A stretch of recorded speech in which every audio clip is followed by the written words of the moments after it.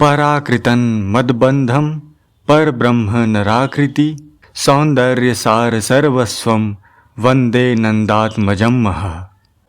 परमात्मा का वास्तविक तत्व समझने के लिए न तो कोई दृष्टांत ठीक तरह से लागू होता है और न कोई युक्ति ही। परमात्मा का निर्गुण सगुण निराकार साकार आदि रूपों में जो वर्णन किया जाता है उससे उनका वास्तविक स्वरूप तो अलग ही रह जाता है, पूरा वर्णन हो ही नहीं पाता। क्योंकि वाणी मन बुद्धि और युक्तियाँ सभी कुछ माया के हैं, प्रकृति के कार्य हैं और जड़ हैं, अतः वे उस चिन्मय परमात्मा को समझाने में असमर्थ हैं। जितने दृष्टांत और युक्तियाँ बतलाई जाती हैं वे सब परमात्मा के यथार्थ स्वरूप को समझकर मन बुद्धि उनकी ओर लग जाएं, इसीलिए कही जाती हैं। परमात्मा के स्वरूप के वर्णन में तो देवताओं और ऋषियों के भी मन बुद्धि कुंठित हो जाते हैं, फिर वहाँ साधारण मनुष्यों के मन बुद्धि कैसे पहुँच सकते हैं। गीता में कहा गया है, न मे विदुः सुरगणाः प्रभवं न महर्षयः अहमादिर्हि देवानां महर्षिणां च सर्वशः। मेरी उत्पत्ति को अर्थात लीला से प्रकट होने को न देवता लोग जानते हैं और न महर्षिजन ही जानते हैं, क्योंकि मैं सब प्रकार से देवताओं का और महर्षियों का भी आदि कारण हूँ। जब देवता और महर्षिगण भी उस तत्व तक नहीं पहुँच पाते तब फिर इस मानवीय बुद्धि से उसे समझना समझाना तो एक बाल चपलता मात्र ही है। यह भगवत तत्व का विषय बहुत ही गूढ़ और रहस्यमय है, इसे अवश्य जानना चाहिए। मनुष्य जन्म इसीलिए मिला है। इस तत्व को जानने से ही यह जन्म सार्थक होता है तथा इसे जान लेने पर मनुष्य कृतकृत्य हो जाता है। फिर उसे अपने लिए कुछ भी जानना अथवा करना बाकी नहीं रहता। यज ज्ञात्वा नेह भूयो अन्यज ज्ञातव्यमवशिष्यते। यह विषय इतना दुर्विज्ञेय होने पर भी भगवान और महापुरुषों की कृपा से सहज ही जाना जा सकता है। उस कृपा की प्राप्ति के लिए कुतर्क छोड़कर उनसे सरलतापूर्वक इस तत्व को समझने की चेष्टा करनी चाहिए तथा उनकी आज्ञा के अनुसार अपने कर्तव्य पालन में तत्पर हो जाना चाहिए। ऐसा करने से ही मनुष्य इस दुर्विज्ञेय तत्व को समझकर अपने देव दुर्लभ मानव जन्म को अनायास ही सफल बना सकता है। आपको एक चित्र दिखाया गया है, इससे अपनी वृत्तियों को भगवान की ओर लगाकर इस गूढ़ तत्व को कुछ समझा जा सकता है। वैसे तो परमात्मा के स्वरूप अनंत हैं, पर समझने के लिए यहाँ 3 रूप बतलाए जाते हैं। पहला निर्गुण निराकार, दूसरा सगुण निराकार और तीसरा सगुण साकार। परमात्मा निर्गुण भी हैं, सगुण भी हैं तथा सगुण निर्गुण भी हैं और वे इन सब से भिन्न भी हैं। अब जानते हैं निर्गुण निराकार तत्व के बारे में। परमात्मा का निर्गुण तत्व मन वाणी का अविषय है, वह सत असत से विलक्षण है। भगवान ने गीता में कहा है, ज्ञेयं यत्तत् प्रविक्ष्यामि यज् ज्ञात्वामृतमश्नुते अनादिमत् परम ब्रह्म न सत्तन्नासदुच्यते। जो जानने योग्य है तथा जिसको जानकर मनुष्य परमानंद को प्राप्त हो जाता है उसको भली भांति कहूँगा। वह आदि रहित ब्रह्म न सत ही कहा जाता है न असत ही। उस परमात्मा को असीम अपार अनंत बतलाया जाता है, पर उसे असीम और आदि अंत से रहित कहना भी देश काल को स्वीकार करके ही है। किंतु परमात्मा देश काल से परिच्छिन्न नहीं है। वास्तव में वह देश काल वस्तु से सर्वथा अतीत है। वहाँ वाणी नहीं पहुँच सकती, इसलिए इन नामों से कहना देश काल को लेकर केवल संकेत करना मात्र ही है।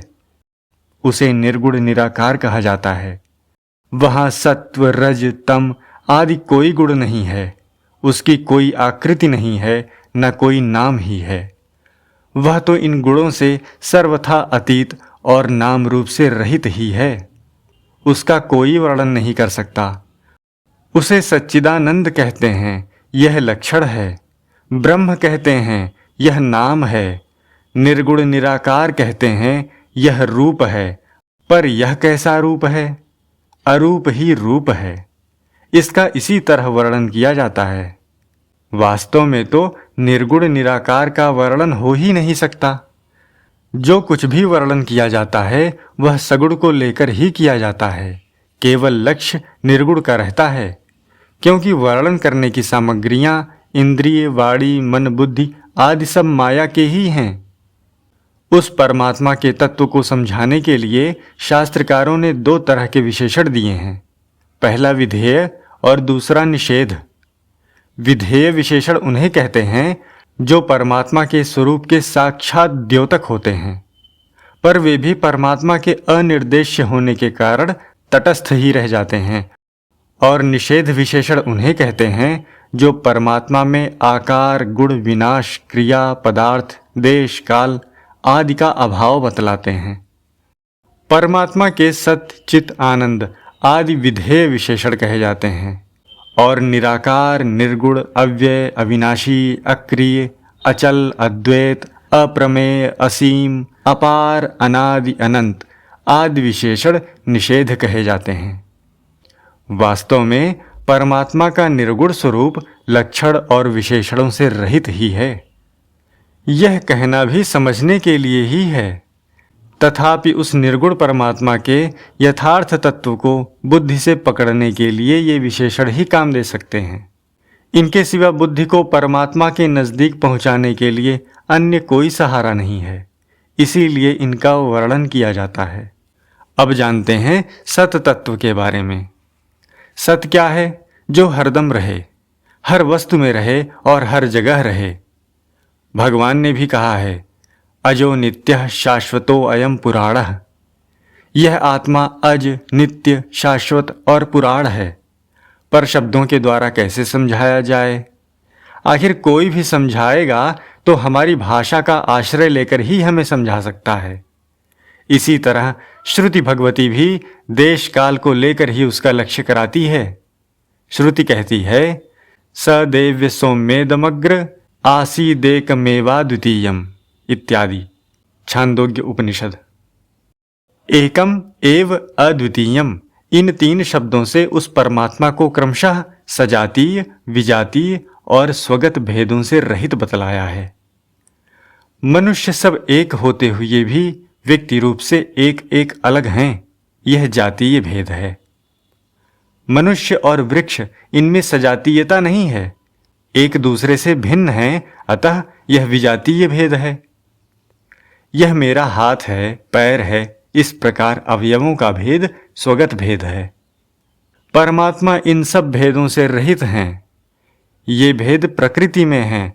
परमात्मा प्रकृति से अत्यंत परे हैं, जिसमें कोई विकार नहीं, भेद नहीं, जो घटता बढ़ता नहीं, जिसका कभी क्षरण नहीं होता, जिसका कभी कहीं किंचन मात्र भी अभाव या परिवर्तन नहीं होता, जो सदा सर्वत्र सर्वथा एक रस, एक रूप और परिपूर्ण रहे और जिसमें कभी तनिक भी विकार की संभावना ही ना हो, वह सत है।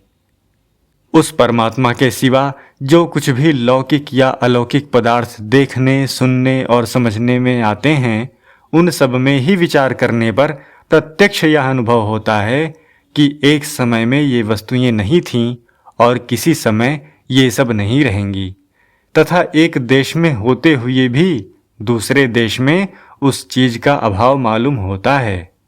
एवं वस्तु का भेद तो प्रत्यक्ष है ही, परंतु सत स्वरूप परमात्मा में देश, काल, वस्तु का अत्यंत अभाव होने के कारण उसके देश, काल, वस्तु निमित्तिक अभाव की कभी संभावना भी नहीं हो सकती और स्वरूप से तो वह परमात्मा सत यानी नित्य विद्यमान है ही।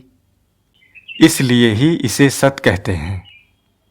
इस सत तत्व का वर्णन गीता के दूसरे अध्याय के 12वें, 13वें, 17वें, 23वें, 24वें, 25वें, 8वें अध्याय के 20वें, 12वें अध्याय के तीसरे और 13वें अध्याय के 27वें श्लोकों में विशेष रूप से किया गया है।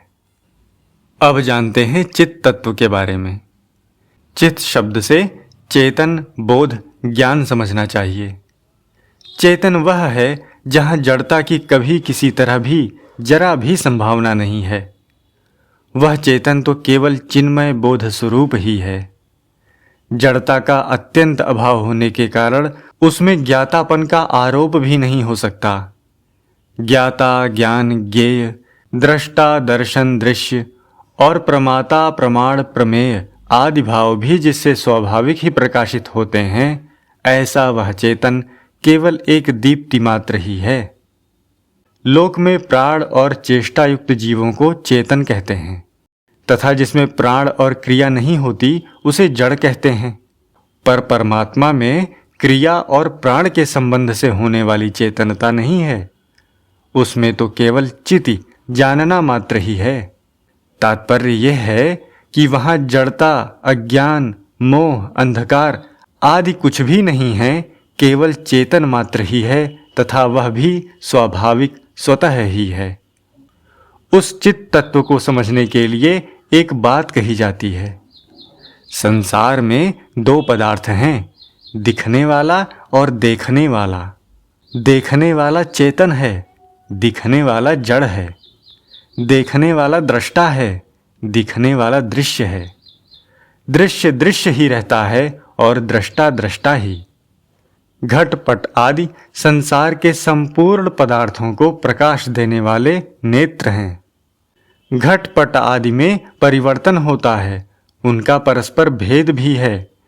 कभी उनका प्रकाश होता है तो कभी अप्रकाश, किंतु नेत्रों में कोई भेद न रहते हुए भी प्रकाशन शक्ति है। नेत्र भी मन के द्वारा प्रकाश्य हैं, अतः नेत्रों में भी अंधता, मंदता, कटुता आदि धर्म रहते हैं। उन धर्मों को मन एक रूप से देखता है। नेत्रों के विकारों से मन में विकार नहीं आता, क्योंकि नेत्र प्रकाश्य हैं और मन उनका प्रकाशक है। मन से भी आगे बुद्धि तत्व है। वह एक रहता हुआ ही मन की संकल्प, विकल्प आदि अनेक वृत्तियों को निर्विकार रूप से प्रकाशित करता है। इसलिए बुद्धि प्रकाशक और मन प्रकाश्य है। इसी तरह बुद्धि में भी अज्ञता, विज्ञता आदि अनेक धर्म रहते हैं, अतः बुद्धि दृश्य और आत्मा दृष्टा है। क्योंकि बुद्धि और बुद्धिगत विज्ञता, अज्ञता आदि धर्म निर्विकार आत्मा से ही प्रकाशित होते हैं और आत्मा किसी से भी प्रकाशित नहीं होता, अर्थात वह मन, बुद्धि, इंद्रिय, शरीर आदि किसी का भी विषय नहीं होता। इस वास्ते वास्तविक दृष्टा यही है। इसमें भी यह समझने की बात है कि आत्मा की दृष्टा संज्ञा दृश्य को लेकर ही है। अगर दृश्य नहीं हो तो आत्मा की दृष्टा संज्ञा भी नहीं रहती, बल्कि एक चेतन मात्र ही रह जाता है। वह फिर एक देशीय नहीं रहता, क्योंकि वह दृश्य का देश, काल, वस्तु का सर्वथा अभाव है। वही परिपूर्ण चित्त तत्व कहा जाता है। इस चित्त तत्व का वर्णन गीता में 5वें अध्याय के 24वें, 8वें अध्याय के 8वें, 9वें, 13वें अध्याय के 17वें, 33वें और 15वें अध्याय के 15वें श्लोकों में मुख्यता से किया गया है। अब जानते हैं आनंद तत्व के बारे में। परमात्मा का आनंद स्वरूप भी एक अवर्णनीय तत्व है। वह निरतिशय सुख स्वरूप है। वह आनंद सातिशय नहीं है। जहाँ हद हो जाती है उसे सातिशय कहते हैं। वह आनंद असीम है। वह अनुभव में आने वाला आनंद नहीं है, वह तो स्वतः ही है। एक विशेष सुख को आनंद कहते हैं। वह परमात्मा स्वतः सुख रूप सुख है।